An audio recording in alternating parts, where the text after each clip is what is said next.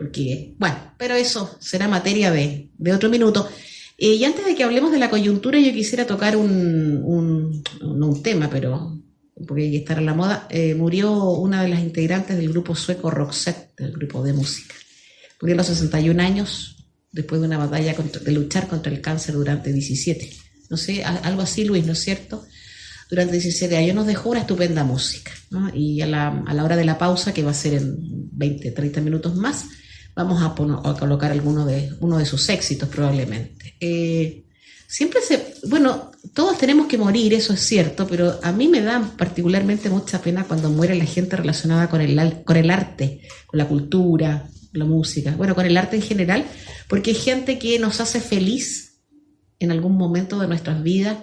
Es la música con la que convivimos en algún espacio, que nos trae a colación a los padres, a los amigos, a los hijos, a los novios, a las novias, no sé. Y se murió joven, por 61 años es poco, sí, en este tiempo, ¿no? Entonces, bueno, no voy a decir como dicen los gringos de mis plegarias y oraciones están con su familia, porque lo encuentro tan cursi eso, que a algún integrante del gobierno se le ocurrió otra vez decir semejante estupidez. Que tontera más grande. Yo diré que lo siento tanto nomás y que pues su música es inmortal. Claro, yo creo que más acorde va la expresión del poeta John Donne, que decía: cada vez que un ser humano muere me afecta, así que cuando escuches las campanas no preguntes por quién suenan, suenan también por ti. Ah, sí, qué lindo. Sí, por quién doblan las campanas. Exactamente. Oh, ya. Bien, Eugenio, me has contribuido a que me dé un poco de repelús. Oye, bueno, tenemos que saludar a nuestros auditores. Nosotros nos olvidamos muchas veces de eso. A nuestros auditores residentes en el territorio de la República. Y a los que se encuentran lejos de Chile, cerca por las ondas de radio, cerca por el internet, pero lejos físicamente de aquí. Así que yo autorreferentemente quiero saludar en forma especial a José Ramón Soberado y a Raquel San Román de Soberado, a las familias que están por allá, a las familias de ellos particularmente en el Principado de Asturias y en la coquetona Villa de Panes, capital del concejo de Peñamellera Baja. Cariños a todos, aquí estamos un poco golpeados. Y a raíz de golpe quiero comentar otra tristeza también, que es la de este accidente asiago. No tenemos hasta este minuto más ideas sobre la desaparición de un avión Hércules de la Fuerza Aérea de Chile que llevaba 38 pasajeros a bordo y del que no se tuvo su itinerario, o las comunicaciones con este avión se perdieron ayer como a las 4 de la tarde, entiendo. Y han pasado 17 horas, ya casi un día, bueno, y no se sabe nada. Uno tiene que presumir la alternativa más desgraciada en este caso, que es la desaparición del avión, la caída del avión, probablemente la muerte de sus pasajeros. Hasta este minuto no se sabe nada. Hay buques de la Armada de Chile en la zona, hay aviones de la FACH, probablemente hay aviones de la Armada también de reconocimiento, del Ejército, no lo sé, y buques particulares, también barcos particulares. Qué lamentable, qué triste, ¿no? Hay un dicho muy español que no es muy fino, que dice: donde éramos muchos parió mi abuela. Y esto para Chile es un dolor, pues, porque es traer más tristeza a un Chile con el corazón bastante acongojado. Bueno, quiero decir mi cariño, mi solidaridad para con la gente de la FACH, del Ejército de Chile, y para con las familias también de ellos y de los civiles que iban a bordo del avión a cumplir labores entiendo que la base Presidente Eduardo Frei Montalva. Lo siento mucho porque además todos iban a trabajar aquí. Bueno. Sí, bueno, por allí estaban varios radicales tuiteros que se creen analistas diciendo que esto era una mentira, que era una especie de montaje para desviar la atención. Ah, sí. Es impresionante con las reflexiones que uno se encuentra.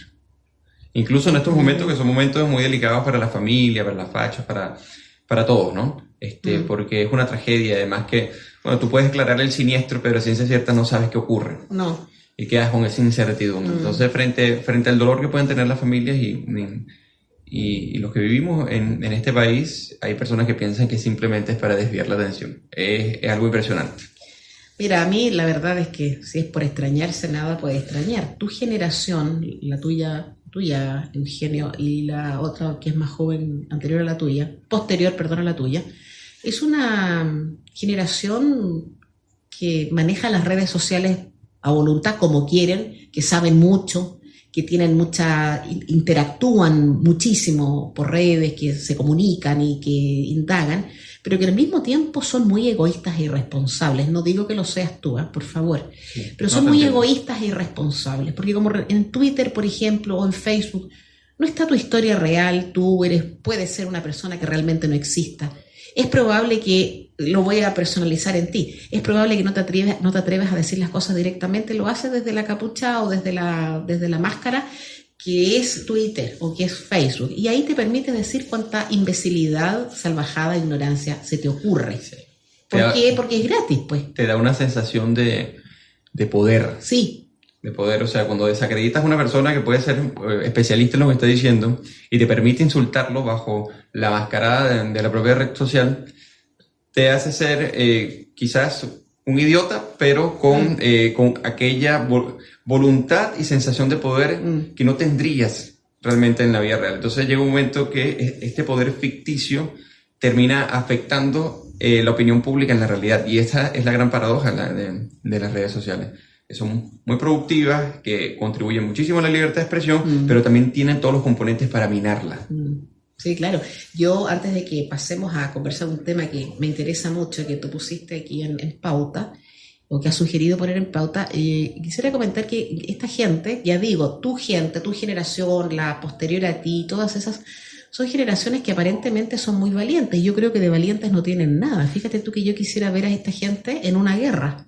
Y en una trinchera, en una barricada sí van a estar, porque sabemos lo que es la barricada. Así es. Cuando tú haces la barricada, habitualmente lo haces para molestar a alguien, para alterar el orden público, para manifestarte como ser libertario, pero habitualmente no tienes a nadie al frente. Es distinta a la trinchera de la guerra, en la que tienes la trinchera tuya y tienes la trinchera de tu enemigo, y al que ves y atacas de frente, mirándolo a los ojos. Claro. Y eso yo sí se lo voy a alegar a toda esta gente cobarde, joven como tú y más joven que tú, que sale a la calle sin entender, sin aquilatar lo que está haciendo, y que probablemente si tuviera que ir a la guerra no va a ir, porque no se atreve, porque es cobarde. Incluso el tema es que, mira, hay una enorme diferencia entre lo que es la anarquía y la promoción de la violencia irresponsable y la desobediencia civil. Porque el que es desobediente civil estaría dispuesto, incluso, como dirían los especialistas y filósofos en esta materia, ellos aceptan que el lugar real del desobediente civil genuino es la cárcel. ¿Por qué? Porque por medio de ella logran evidenciar esa injusticia con la cual están cometiendo. Pero acá lo que vemos son capuchas y correr. Frente a un sistema, un Estado de Derecho que funciona y que se están persiguiendo las violaciones a los derechos humanos que hay dentro de Carabineros, y que va funcionando de manera integral para garantizar el ejercicio de la democracia de la ciudadanía. Distinto es el caso por lo menos de Venezuela, que en Venezuela, si no te tapas la cara y te llegan a identificar, te pueden hasta matar torturándote. Te matan, claro. ¿Entiendes? Pero en un país donde funciona la democracia, donde funciona la persecución a los delitos con respecto a los derechos humanos, donde funciona la libertad económica, porque esa es la gran paradoja, Pilar. Normalmente uno se enfrenta en estas crisis cuando tú tienes una crisis económica y política de enorme dimensión. Pero el caso de Chile no es así. No. El caso de Chile, el país más rico de la región, incluso el Programa para las Naciones Unidas acaba de colocar a Chile en el puesto número 42 del ranking, superando a Argentina, a Uruguay y a Costa Rica con respecto al índice de desarrollo humano.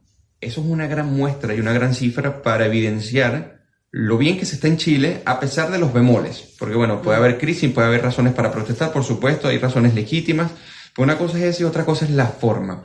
Y cuando uno critica esta forma, que se quiere hacer ver de justa indignación, y esta justa indignación se catapulta para quemar locales, para afectar la libertad de tránsito, para afectar los derechos de propiedad de las demás personas, se convierten realmente en los principales violadores de los derechos humanos de la ciudadanía y de la sociedad civil que sale a trabajar y a echar para adelante este país. El domingo en el Mercurio de Santiago se publicó un estupendo artículo de Peña.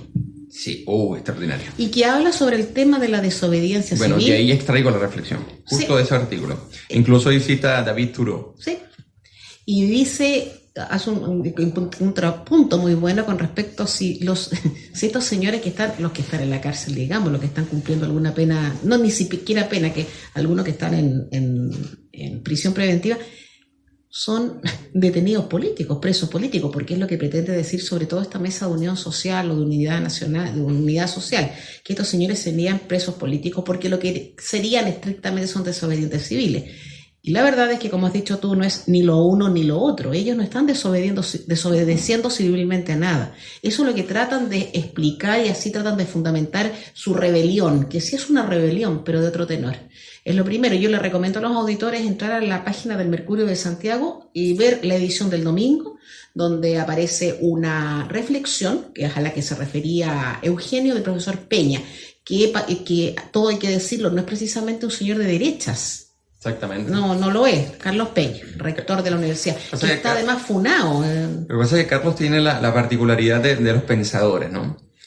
Que trata de analizar la realidad de una manera tan objetiva, en gran parte de su carrera, pienso, que es difícil ubicarlo, pero sí uno puede ubicarlo que es una persona republicana. Sí. Fundamentalmente republicana, sí, que elogia las virtudes republicanas y que cuando trata de emitir un juicio trata de hacerlo dentro de esa subjetividad que se ve también acaparada por los sesgos y que solamente la reflexión intelectual te puede permitir superar en cierta medida, pero no del todo. Y aceptando eso, él hace sus aclaratorios, ¿no? Sí, y esto de decir que eso de todo hay que decirlo, no precisamente de derechas, porque estrictamente no lo es. Yo creo que es un socialdemócrata, básicamente, Carlos Peña. Bueno, como sea, el análisis está muy bueno, está muy claro. Ahora, lo que yo pensaba cuando tú conversabas ahora, cuando lo planteabas, el tema de la desobediencia civil, y leía a Carlos Peña el domingo, decía yo, a ver, ojalá que la gente que es carne de cañón en esto, ojalá que la gente que sale a la calle pudiera leerlo y entender esa reflexión, o que pudiera haber alguien que se lo explicara en forma simple para que se diera cuenta que lo que está haciendo, lo que hace el grupo delictual, del estallido delictual, no es desobedecer civilmente por la tiranía, no lo es. Ya quisiera yo que alguien se lo pudiera explicar. En fin, creo que ahí tenemos un problema de conocimiento. Pero tú acabas de comentar sobre el informe del PNUD, sobre el análisis que se ha hecho a diferentes países y entre ellos el puesto que ocupa Chile en una serie de acápites que yo creo que deja atrás a Costa Rica, deja atrás al Uruguay, evidentemente la Argentina, Chile, pero yo creo, querido Eugenio, que vistos y teniendo presente todo lo que ha pasado desde el día 18 de octubre, no sé yo si podremos mantenernos en ese puesto. Bueno, fíjense que como les comentaba, Chile retrocede 14 puntos, bueno, se me olvidó comentar, en términos de desigualdad. El punto es el siguiente, ¿no? Esta es la única manera, el único orden institucional, y poco a poco solventando los bemoles a los que se enfrenta hoy día y las temáticas que tienen que abordar en términos de desigualdad, es la mejor condición republicana y democrática para poder solucionar el tema. Porque Chile, medido por cohortes, es un país que ha promovido la movilidad social incluso superior al Reino Unido. Eso lo analiza el profesor Claudio Zapelli, que sacó un libro, la reactualización fue en el 2015-2016, que se llama Chile más equitativo. Y nadie ha refutado ese libro, ¿no? Porque no analiza el Gini solamente en términos de distribución, sino cómo esto va afectando a las cortes, ¿no? Y lo que termina revelando y probando es que la movilidad social en Chile es de las mayores en la OECD. Entonces, cuando uno ve cuáles van a ser las consecuencias de lo que ha ocurrido y estas 15.000 pymes afectadas directamente y otras 10.000 más afectadas de manera indirecta, uno lo que ve con el análisis que hizo el Banco Central es que Chile está en riesgo de retroceder 27 años en términos de desigualdad debido a los desmanes, a los saqueos y afectar el aparato productivo del país, que se conforma en casi 55% del funcionamiento de las pymes. O sea, peleando por una supuesta justicia social, terminaron afectando, peleando por un supuesto país desigual, el más desigual del mundo, decían, y peleando por una mejor igualdad, terminaron promoviendo las condiciones para retroceder 27 años atrás. O sea, estamos hablando de los 90. Claro. ¿Qué tanto le costó a Chile construir en términos de desigualdad, bajar del 0,57 al 0,48? ¿Cuánto costó? Y ahora de repente estos promotores de la violencia terminan siendo los que realmente terminan promoviendo la violación a los derechos humanos que dicen que son afectados por ellos, y terminan promoviendo la desigualdad que juraron en algún momento combatir contra ella. ¿Qué te parece? Me parece, a mí, yo sin ser economista ni experta en comparativos, me parece que más que entendible. Y lo que me parece más grave es que resulta altamente probable que cuando esta data sea entregada en forma más dura, probablemente en enero o en febrero del próximo año, que estamos a un paso, la izquierda tenga la patudez de decir, ven que el sistema no funciona, Así es. ven que tenemos un problema de igualdad, ven que somos los más desiguales, ven que hay un problema de educación. ¿Y cuál es la patudez? Daría lo mismo, Eugenio, porque claro, ya sabemos, el problema es que la gente lo pueda creer y que la gente de a pie diga, verdad. Y como la memoria es frágil, se olvide la gente de todo esto que ha pasado desde el día 18, que es lamentable tener que ponerle fecha a la cuestión, pero esto es así. Así es. Y la gente olvidarse, entonces cuando tú de izquierda digas, ve, ahí tiene usted, ve que el modelo es injusto, yo de a pie diga, tiene razón, porque perdí mi pyme. Y no razonar más allá.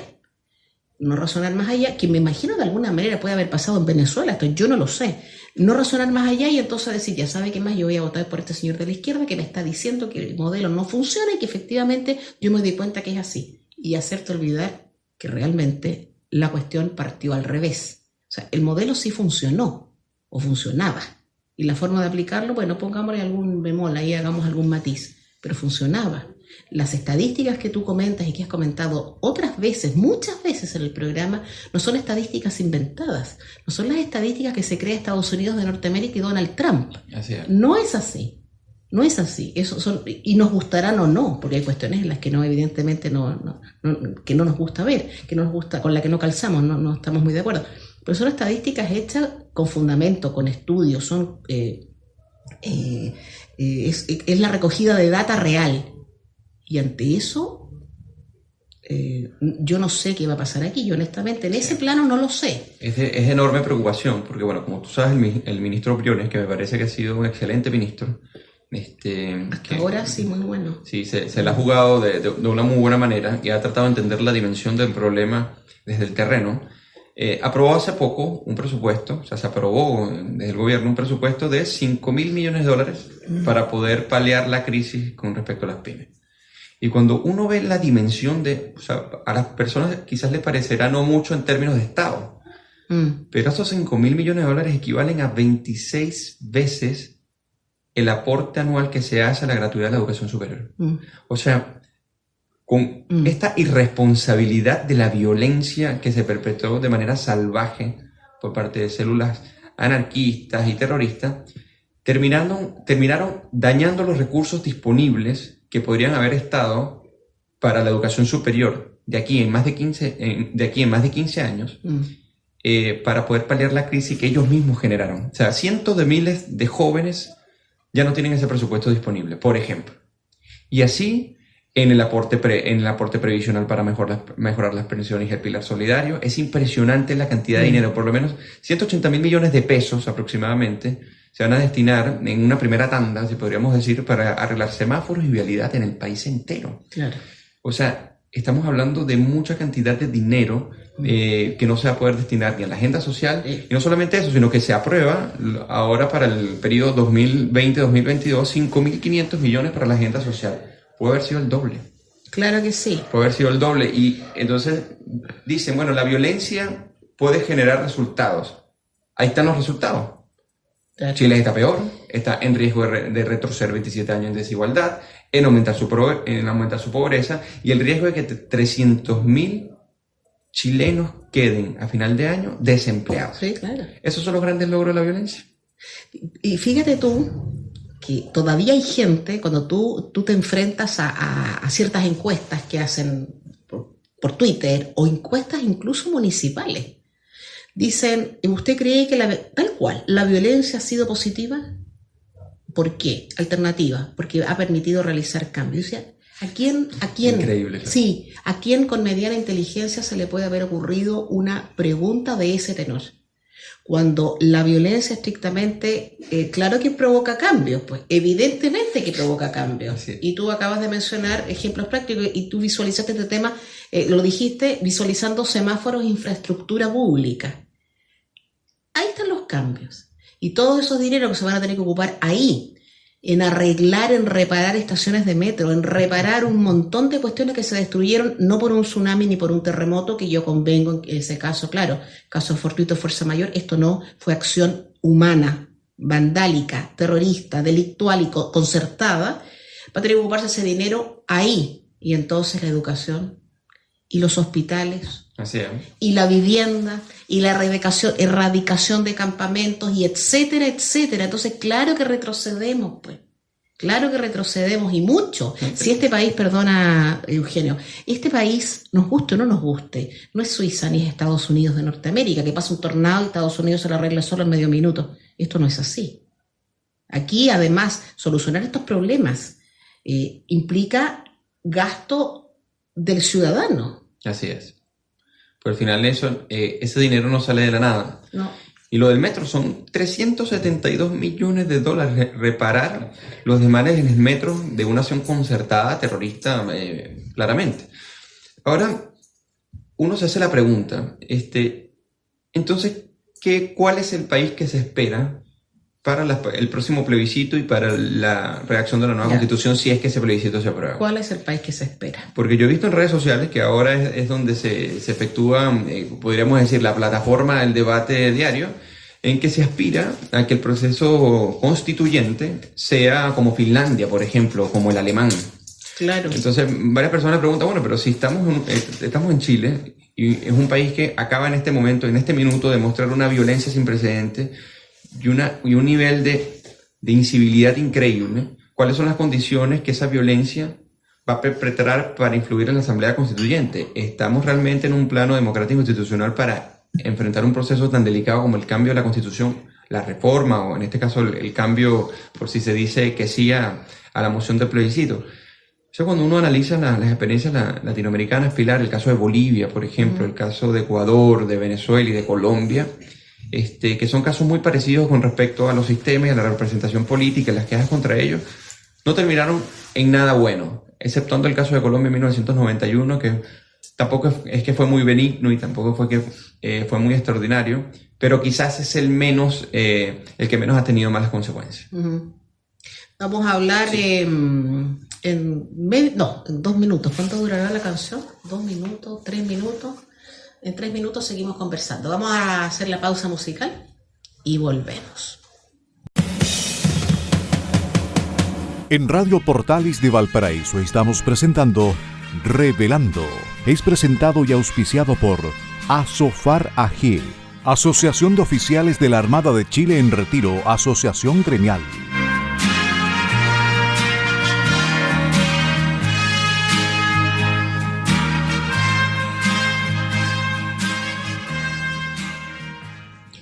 Queridos amigos, Eugenio querido, auditores, hemos regresado a Revelando, estamos en Radio Portales de Valparaíso, hoy día es martes. Me había olvidado cuando partimos el programa. Puede ser, vamos a decirlo, puede ser que este programa lo repitamos mañana miércoles, porque mañana miércoles estamos complicados nosotros los conductores del miércoles para venir, entonces podría ser que eventualmente lo repitiéramos mañana, así que para que lo tengan presente. Bueno, escuchábamos a Roxette.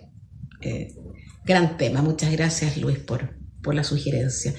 Y antes de ir a la música, estaba comentando Eugenio, estaba planteando Eugenio el momento, el estado anímico, el estado político, la vigencia del Estado de Derecho para la celebración del plebiscito del 26 de abril, ya tiene fecha, 26 de abril del 2020, el famoso plebiscito de entrada para, comillas, reformar o no la Constitución política, porque eso es un albur, no sabemos nada todavía. Y tú decías si estaban dadas las condiciones como para...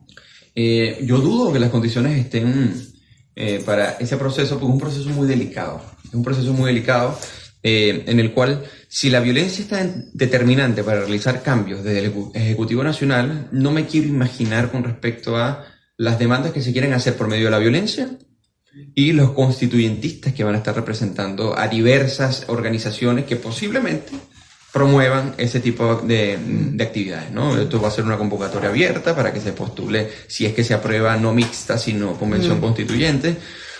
Entonces, cuando uno ve la experiencia comparada en Latinoamérica, uno quizás se asusta un poco, ¿no? Más el caso de Venezuela, el caso de Ecuador, el caso de Bolivia, ¿no? ¿Cuáles fueron los logros? Porque Latinoamérica, que es una región que hasta 1990, mediados de los 90, disculpe, inicio de los 2000, no figuraba en el mundo. No figuraba porque era una región inestable, pobre, poco civilizada. O sea, sí, figuraba en cuanto a golpes de Estado, claro, uno tras otro. Me refiero al desarrollo, ¿no? Ok. Y la estabilidad institucional, sí, ¿no? Sí. Y resulta que... Salvo Chile, ¿eh? Sí, lo que pasa es que Chile comienza un despliegue, o podríamos decir un despegue, a partir de finales de los 80. ¿Ok? Y ahí comienza a ser el paradigma con democracia, ¿no? Sí. A eso me refiero. Venezuela también no fue desde el 58 hasta el 90 hasta el 98. Unos años que fueron, desde el 48, sí, unos 50 años que fueron bastante productivos para la nación, pero yo incluyo a Venezuela porque Venezuela, aunque fue ejemplo de estabilidad institucional, tenía sus bemoles tan impresionantes que dieron a un Hugo Chávez por unas elecciones de 1998. Sí, claro que sí. Yo me refiero a esto porque si en Latinoamérica se piensa que los cambios constitucionales producen cambios positivos, y tenemos que desde 1830 hasta el 2001 se han generado aproximadamente 183 constituciones en toda América Latina.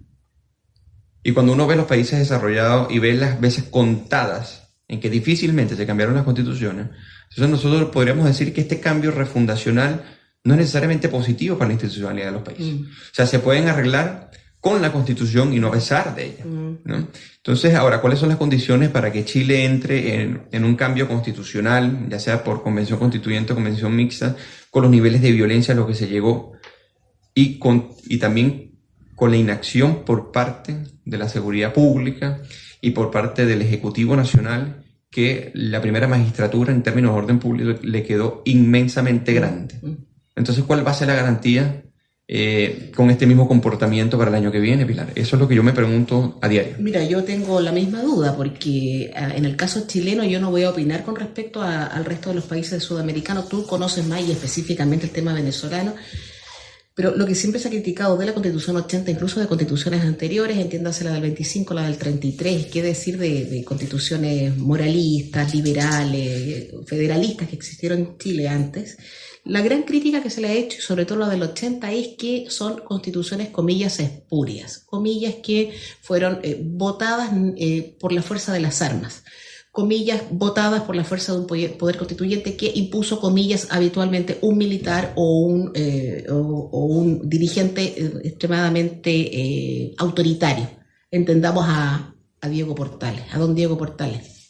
Entonces, esa es la gran crítica que se le ha hecho, y para no ir tan lejos, la Constitución de 1980. Ya, bueno, ya, yo voy a conceder eso, ya. Se creó al alero de un gobierno de excepción constitucional. Eso es una realidad histórica. Claro. Efectivamente. Y se votó en 1980, estando vigente, existiendo un gobierno de excepción constitucional. Sí, claro. Y eran militares. Sí, efectivamente. Ya, eso es así.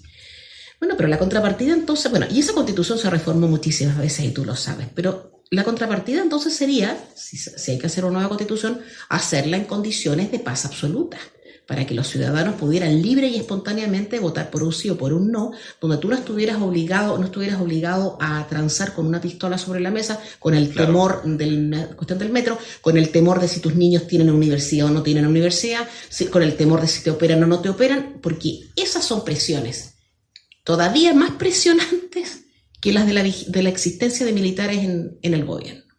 Entonces, si tú me preguntas a mí por la validez intrínseca de un plebiscito que se vaya a hacer en esas condiciones, y específicamente en las condiciones que tuvimos en el mes en octubre y noviembre, yo tengo mis serias dudas, porque casi hay un vicio del consentimiento ahí, pues. Así es. Entonces yo no sé cómo te pueden presentar esa posibilidad, o sea, y te pueden hacer el contrapunto con esta constitución espuria de 1980. Y lo segundo, y adhiero a lo que tú dices, y además con un gobierno al que el tema de la mantención del orden público y la represión ante los desórdenes, el tema que le quedó grande a este presidente. Y este presidente, porque en él tenemos que, Claro. pensar en lo que ha pasado. O sea, si un gobierno no es capaz de mantener el orden público para que tú votes con la libertad que te corresponde, por lo que quieras votar, yo no sé si la esencia del sistema democrático de gobierno está presente en eso o no. Y yo tampoco sé si la constitución política que eventualmente salga de eso, que no tenemos idea remota, va a tener las bases de legitimidad que aparentemente tanta gente quiere. Que yo creo que es una mentira, Eugenio, eso. Claro. Es una mentira. La constitución de 1980, lo hemos comentado, es una constitución rígida para reformarla. Sí, claro, pero se puede reformar entera. Entera. Si basta que haya acuerdo. Y puede reformar, evidentemente. Y todas las normas todas las políticas o todas las críticas que se hacen hoy al sistema económico o a la cuestión social o al tema de salud previsional, aunque es social y económico, toda esa normativa puede modificarse, claro, y con la misma constitución vigente, sí, pues. Así es. Pero yo creo que esa es la virtud de la Constitución de 1980, que es difícil reformarla. Sí. ¿Por qué? Porque no obedece a los caprichos. Sí, ¿Ok? de acuerdo. Del Ejecutivo Nacional y tampoco de las presiones sociales, sino que hay que llegar a consensos fuertes, porque eso es la democracia representativa como el sistema más exitoso, a pesar de su decadencia actual, pero ha sido el más exitoso que ha existido en la historia de la humanidad. Ahora, el tema, como tú sabes, Pilar, nosotros en la Fundación para el Progreso hacemos formación ciudadana Sí. en diversos colegios. Gente joven. Gente muy joven que quiere votar en las consultas que se van a hacer desde las municipalidades, 14 años hacia arriba. ¿Eso quieren hacer? Se quiere hacer, ¿no? Sí, Entonces, quieren participar cuando les pregunten si la Constitución se debe reformar o no. De 14 años hacia arriba hay varias municipalidades que lo van a organizar. Y los profesores están preocupados. Ahora, lo que tú comentabas, la mayoría ignora que ha sido reformada la Constitución y que prácticamente después de las 43 reformas que se hicieron en términos de, o sea, las 43 veces que se ha reformado la Constitución, llegando al número 43 en el 2005, donde se cambiaron 75 elementos centrales de esa propia Constitución, firmada por el presidente Ricardo Lagos, y que tiene la firma de un presidente demócrata, y que el texto constitucional, si bien guarda la rigurosidad con la que se hace en 1980 en su, podríamos decir, columna vertebral republicana, se cambiaron cosas sustanciales. Los jóvenes no lo saben, piensan que es una constitución firmada por Augusto Pinochet. Sí. No tienen la menor idea de que ha sido reformada ni tantas veces, ni que tiene la firma de otro presidente que no sea, en este caso, Augusto Pinochet. Entonces, el tema es grave porque al final de cuentas le conviene que participen los jóvenes, pero por otro lado, es el escenario y el imaginario donde la Constitución, lamentablemente, del 2005, está muerta políticamente. Y a eso se ha llegado por el panfleto, Sí. ¿entiendes? Por la Claro. irresponsabilidad, por que los juristas, constitucionalistas, licenciados en Derecho, se han encargado de proferir, porque la agenda ideológica ha podido muchísimo más que la rigurosidad académica. Entonces es impresionante. Sí. Una constitución tan buena, que tiene elementos centrales tan increíbles y que protege los derechos de propiedad y la estabilidad monetaria, que desearían tener las constituciones de los países vecinos. Yo lamento, bueno, pero he sabido que la gente, mucha gente, y en este caso los mayores de 14 años, no tienen idea remota del tema constitucional. Y nadie dice que tengan que ser expertos en constitución política. No, pero por lo menos saber si lo que dicen sus, comillas, ídolos es cierto o no, o los dirigentes estudiantiles, los dirigentes de sindicatos, qué sé yo, o los dirigentes de partido. Y desgraciadamente no saben nada, y como no saben nada, pretenden, suponen, les han metido en cabeza que la existencia de una nueva constitución vendría a resolverlo todo. Y eso no es posible. Eso es imposible. Lo ha dicho incluso gente, cientista político, abogados constitucionalistas, que no gustándole ciertos principios de la Constitución del 80, dicen que efectivamente la Constitución política no te viene a resolver a ti ningún problema por el que se reclama hoy día. O sea, no vamos a tener constitución nueva, supongamos, constitución nueva el 2021, y esa constitución en un abrir y cerrar de ojos va a resolver cualquier tipo de demanda social, cultural, legal. Eso no es así. Claro. Y además se sabe positivamente que la Constitución Política de 1980 es una muy buena constitución, Sí, en derecho sí. comparado. Se ha estudiado muchísimas veces, y hay análisis importantes que establecen que desde la teoría constitucional y desde la teoría de los derechos políticos es una estupenda constitución. Y además es una constitución que es lo que, bueno, probablemente complique mucho la vida, sí asegura los derechos fundamentales. Así es. Es que lo hace. Ahora, ¿te asegura el derecho a la felicidad? No, imposible. Eso no va a ser posible. ¿Ah? Este país, el Bután, que tiene un ministerio de la felicidad y el amor, no sé qué, es que eso no es posible, porque es imposible, porque además no es posible porque es imposible, claro que sí, porque además tu felicidad no es la misma que la mía. Entonces, esa idea loca, basada en la ignorancia de nuestra población, en la ignorancia absoluta de nuestra población, es grave. Es grave. Ahora, la consulta municipal es una tontería, Eugenio, porque la consulta municipal puede llevar preguntas relacionadas con el ámbito municipal, pero no es vinculante esa encuesta. No, para nada. Lo que pasa es que en términos simbólicos sí es vinculante, o sea, vinculante en el sentido de cómo esto impacta en el imaginario político, porque Sí. al final va a ser una carta que van a querer jugar a organizaciones más radicales, que van a intentar afectar la autonomía del Banco Central para hacer de ella una caja chica y así, ¿no? Colocarle función social, por ejemplo, a la propiedad privada y quebrantarla realmente. Entonces, todos estos cerrojos para el autoritarismo y el personalismo no están, no es que estén considerados de manera evidente, porque hasta el momento no ha salido un anteproyecto de alguna organización en específico, más allá de lo que había salido en el gobierno de la presidenta Bachelet, pero por allí yo pienso que van a comenzar a emerger, ¿no? Quizás pase muy parecido como ocurre en Bolivia, como también se hizo una constitución en blanco, no había nada. Y de repente los plazos eran muy cortos y comenzaron a aparecer cientos de proyectos y muchos con ideas muy locas sobre lo que debería ser el Estado plurinacional de Bolivia. Ahora, con estos niveles de violencia y con esta promoción de la violencia, y cuando tenemos políticos que incluso se arrepienten de firmar una ley antisaqueos, Jackson Boric. que uno espera cordura, o que uno espera racionalidad, y uno espera realmente compromiso con la República, con la solución de los problemas, yo tengo mis dudas de que si ellos no se van a aprovechar de que ese simbolismo de la participación municipal en opinar con respecto a la constituyente no vaya a impactar realmente en las nuevas movilizaciones que se esperan para el 2020. Ese es uno de mis temores. Un temor bien fundado. Ahora, yo creo que ellos sí se van a aprovechar, desde luego, aun cuando, según una encuesta de esta semana, de ayer o de la semana que pasó, no recuerdo en este minuto, el Frente Amplio, al igual que el Partido Comunista y la CADEM, Frente Amplio, Partido Comunista y estas mesas de la movilización están en el último lugar del ranking, por decirlo de alguna manera, en el último lugar del ranking, porque la gente, independientemente que anden arbolando la bandera roja, negra, verde en la calle, sabe positivamente que esos señores no son sus líderes, no son los aprovechadores. Ahora, que van a ocupar el espacio, sí lo van a ocupar, y que van a llamar a paros y similares y a movilizaciones, sí. De hecho, hoy día martes entiendo que sí, que hay un llamado a paro por parte de los señores empleados fiscales. Y el Servicio de Impuestos Internos que tenemos aquí en la calle Melgarejo está en paro, con tremendo letrero de alegría. Servicio de Impuestos Internos en paro. Como digo yo, viva Chile.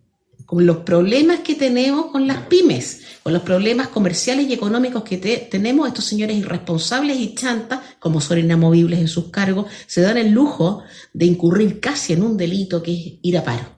Entonces, que se van a usar esos medios, pero por supuesto que se van a usar. ¿Cómo no? Si además tú sabes que hay un tema ahí de caos y de destrucción y de contubernio. Yo creo honestamente, mira, yo no puedo, si tuviera una bola mágica, una bola de cristal, a mí, si hoy día fuera el plebiscito, las condiciones no están dadas, ni en cuanto a seguridad individual y libertad personal para ponerlo en términos constitucionales. Entonces, ¿cómo vas a ir a votar tú? ¿Con el miedo a qué?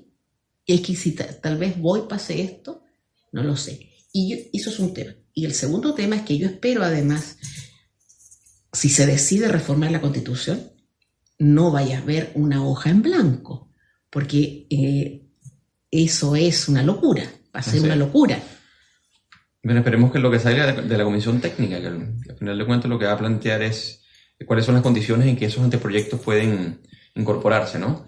Pero eso es lo que se quiere. O sea, al menos que se diga que por convención constituyente, lo más probable es que ocurra. Bueno, eso es lo que buscan abogados como Atria, por ejemplo, como Jaime Baza, ¿no? Que hablando de Baza, estaba leyendo en estos días un libro que se llama La Solución Constitucional. De la Universidad de aquí, pues de la Punta de Diamante. Y Baza, para que tú veas cómo es la colisión de criterios, ¿no? Él sostiene en ese libro, en uno de los artículos de tantos que hay en ese libro, que la Constitución de Chile no es inadecuada en tanto su nacimiento, o sea, en los términos en que nació. Eso no es tanto el problema. Para él el problema es... ¿No es el problema? No es tanto el problema, es secundario frente al problema real. ¿Y cuál es el problema real? Los cerrojos y las trampas que tendría la Constitución dentro para poder modificarse en términos realmente democráticos. Para que tú veas. ¿No? Entonces, si nosotros tenemos ese tipo de juristas que quieren entonces perfilar una Constitución donde la coyuntura democrática, que es bastante volátil, que depende de la opinión pública y que va modificando los escenarios cada vez que quiere, sea lo que hagan constituciones y sea lo que modifiquen las constituciones, entonces yo no sé qué le espera al país con mentes pensantes que van hacia ese camino.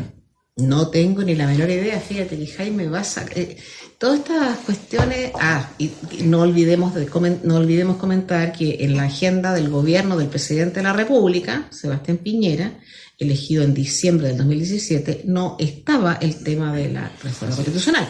Eso no existió nunca y muchos le votamos, no solamente porque no había otro por el que votar, sino además que porque en su programa esta locura no estaba. Pero bueno, dicho eso, después del 18 de octubre, 2 o 3 días después del 18 de octubre, cuando en la calle se gritaba por todo y se quemaba todo, ya te digo, 3 o 4 días después, empezaron los conversatorios acerca de la nueva Constitución aquí en Valparaíso, conversatorios a cargo del profesor Jaime Baza.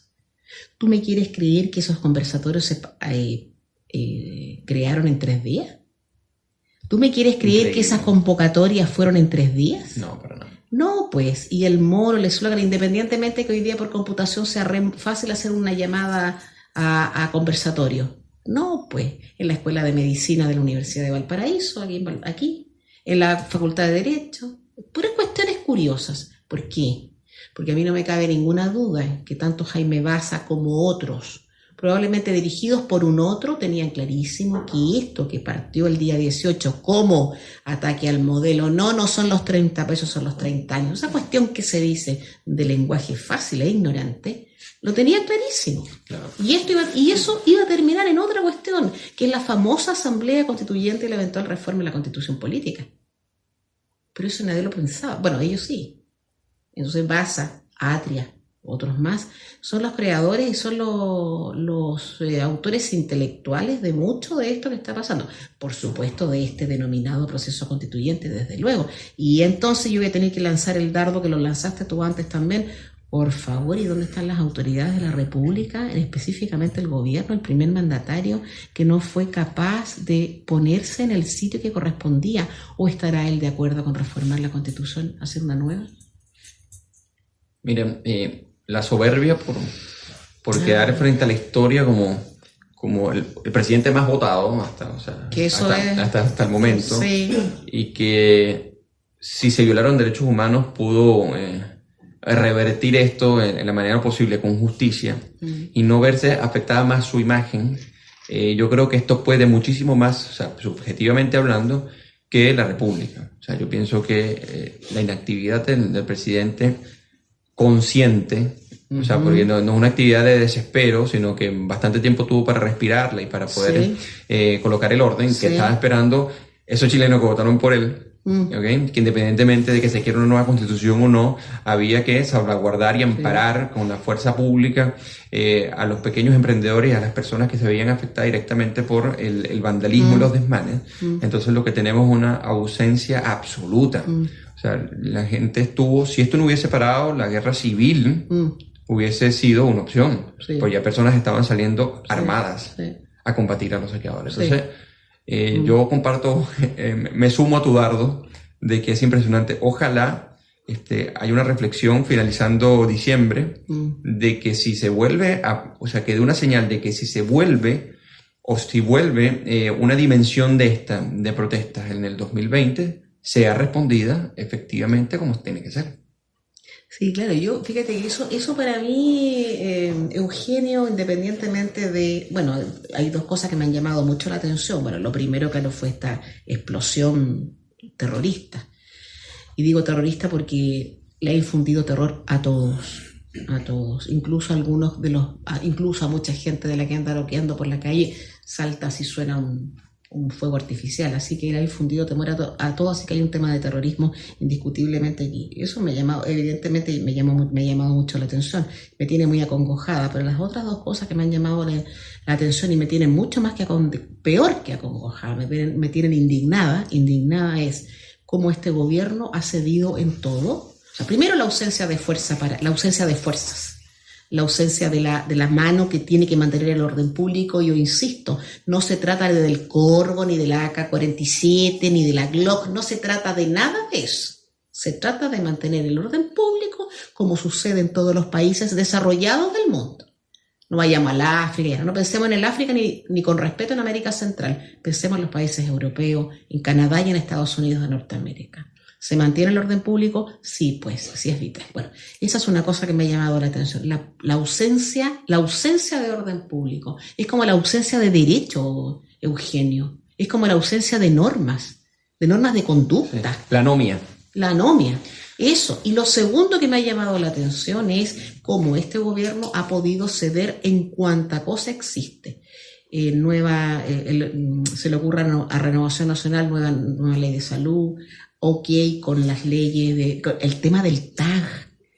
Mira, el tema del TAG. Yo entiendo que tú puedes tener la facultad como para un perdonazo ante ciertos infractores de ley, pero tú no puedes llegar y perdonar a aquellas personas que son morosas. Dale facilidades para el pago. Claro. Pero no le elimines la deuda porque eso además es un pésimo precedente. O sea, cuando tú cuando tú tengas un problema de, no sé, no has pagado no sé qué cosa, ya no has pagado el bus, te vas a ir a poner con una bandera a presionar para que te liberen de responsabilidad y no pagues. ¿Y qué pasa con el que pagó toda su vida? Eso es lo que te iba a decir. Entonces, esto lo que hace es ir en detrimento de los que pagaron, o sea, de los que cumplieron con el contrato. Sí. Y esto es terrible. Esto es terrible porque es demagogia. Sí. Y de la demagogia al populismo hay un paso. Claro. Eso es, yo lo encuentro muy tremendo y encuentro difícil entender para mí, y estoy muy molesta, me es difícil entender lo que ha hecho este gobierno en cuanto a, comillas, ceder ante cuestiones que, qué raro. Y lo otro también es que, y esto sí que es una crítica, a lo mejor no desde la otra mirada, pero de la otra vereda, pero si había cosas que se podían hacer porque no se hicieron también. Claro. Claro, entonces ahora, fíjate tú, no me parece impresentable. O sea, ¿tú lo haces por qué? ¿Porque realmente crees en ello? ¿O lo haces porque tienes miedo a no ser reelegido en un próximo periodo? ¿O cuando hay otro sistema de gobierno, tribuno? Porque en una de esas volvemos a la antigua Roma y ahora tenemos un gran tribuno, no lo sé. Eso me parece un chacoteo. Me parece, como tú dijiste hace poco en relación con esta actitud blanducha de observar, que no fue una reacción inmediata del presidente de la República, sobreponer tus intereses personales a los de la patria. Así es. Y eso también es muy grave, porque, por favor, que tenemos malos dirigentes entonces, en general. Bueno, tengo un amigo, Javier Altamirano, que vino para acá una vez. Sí, yo lo recuerdo. Dijo una frase hace unas semanas que a mí me afectó un poco la frase, pero tiene la razón. Él dijo, y a esto yo le agrego una introducción. A ver. O sea, no es que Chile cambió. Posiblemente quien cambia es la élite política frente a un desafío que no quiere asumir. Y si algo ha cambiado, ahí cito a Javier, es que Sebastián Piñera dinamitó el ejercicio de la presidencia de la República. Pasó a ser un administrador, como dice Peña, en vez de ser un político estadista que aprenda a lidiar con esto y proteja a los que, amparados en la Constitución, a la ciudadanía chilena. Tú sabes que jefes hay muchos. Siempre hay jefes. Y máximos jefes siempre hay. Y algunos son elegidos y otros designados porque tenían que llegar a ser jefes. El tema es que esos jefes, cuando no están probados en la crisis, no deberían serlo. Y yo creo que el presidente Piñera es un líder, o fue un jefe en momentos de tranquilidad. Otra cosa con guitarra. Y la crisis le quedó grande. Le quedó muy grande. Así es. Lamentable, pues, lamentable.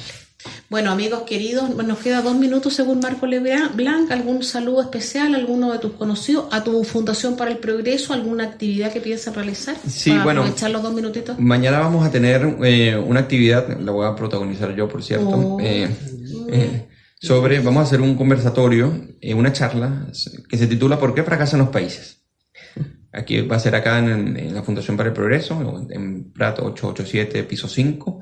Y bueno, de la Fundación para el Progreso hemos emprendido una labor de educación con respecto a 2 elementos fundamentales. El primero, la valoración de la democracia desde la A hasta la Z, que parece que no se comprende qué es la democracia y que no es una tiranía de la mayoría como tal, y que ésta obedece a reglas, a normas, y que ésta se respalda también en un conjunto moral de comportamientos. Una campaña contra la violencia política. Y una tercera, que se me olvidó enunciar, es cuáles son los principios liberales de la Constitución de Chile y los que debería tener cualquier constitución. ¿Eso a qué hora va a ser? No, eso lo estamos haciendo constantemente a través de nuestras redes sociales, y la actividad va a ser mañana a las 4. A las 4. ¿Entrada liberada? Entrada liberada. ¿Tú expones, moderas? Yo expongo. Muy bien. ¿Alguien más expone de la fundación? No. Tú nomás. Sí, así es. O sea, tú nomás no. Suena como, hoy no hay nadie más. No lo dije en ese sentido. Suena horrible. No te preocupes. Me parece muy bien. No, está bien. Pues y hay que enseñar. Pues si pecamos de ignorancia. Una cosa de la que sí pecamos en nuestro país, lo digo con profunda tristeza, es de la ignorancia. Más supina. Bueno, amigo, gracias a Eugenio por haber venido. Muy amable. Y saludos a nuestra Orieta. Sí, saludos, Orieta. Que te vaya muy bien. Pronto. Sí, esperemos verte pronto. No hemos hecho ningún brindis porque no ha venido Orieta. Bueno, en fin, ya habrá oportunidad. Con Coca-Cola para Marco Leblanc, porque auditores Marco no bebe. Y Luis tampoco bebe. O sea, somos los panelistas nomás. Okay. Bueno, queridos amigos, buena tarde, buena semana y será hasta una próxima oportunidad. Hasta luego.